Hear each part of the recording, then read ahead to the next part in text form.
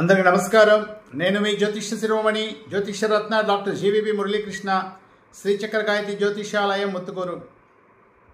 అయ్యప్ప స్వాములు చాలామంది అడుగుతున్నారు, అయ్యప్ప దీక్షలో సబ్బు వాడవచ్చా అని అడుగుతున్నారు.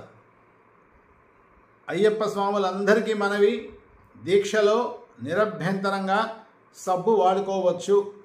ఎందుకంటే మనకు ఆరోగ్యమే మహాభాగ్యం. శారీరక ఆరోగ్యం చాలా ముఖ్యం, శారీరక శుభ్రత చాలా ముఖ్యం. అయ్యప్ప దీక్షలో చాలామంది సబ్బు వేసుకోకుండా ఏం వేసుకోకుండా దీక్ష అంతా అట్లే ఉంటూ చాలా వాళ్ళకి పాపం శారీరకంగా ఇబ్బందులు రావడం, ఆరోగ్యపరంగా ఇబ్బందులు రావడం, వాళ్ళ చుట్టుపక్కల ఉన్న వాళ్ళు ఇబ్బంది పడడం, ఇలా ఎవరు చెప్పలేదు.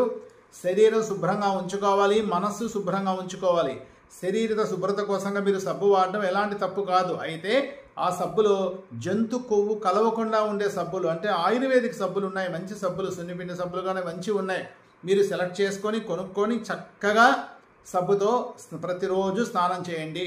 అదేవిధంగా మీ బట్టలు కూడా సర్ఫ్ వేసి ఆ సర్ఫ్లో బాగా ఉతుక్కోవచ్చు. 2 రోజులకు ఒకసారి, 3 రోజులకు ఒకసారి, లేదా ప్రతిరోజు మీ వస్తు బట్టి ఉతుక్కోవచ్చు, తప్పలేదు.